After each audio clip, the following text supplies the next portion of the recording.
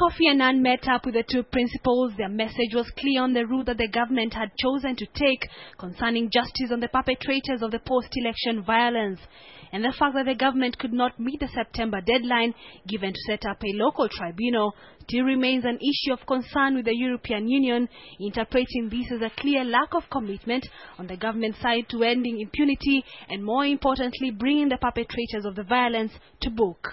The EU is deeply concerned that the government of Kenya has been unable to establish a local tribunal before the deadline at the end of September,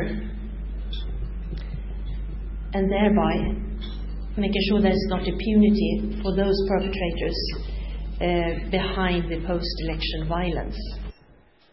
During the meeting with Annan, both Kibaki and Raila told Annan that Kenya was unlikely to set up a tribunal, but the EU sees this as a recipe for the repeat of chaos of 2007, urging the government to read the mood of Kenyans who are craving for reforms.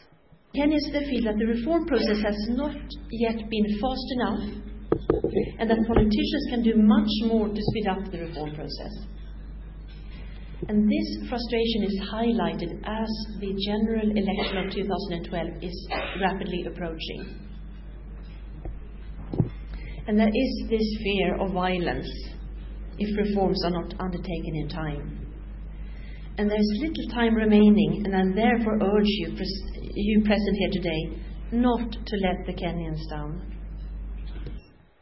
Priority, according to the EU, should be given to constitution, electoral, judicial and police reforms, and as hope for implementation dwindle, they now turn to Annan. The EU will give full support to the continued efforts of Kofi Annan during his current visit and his very important mission, and in his dialogue with the government, civil society and others.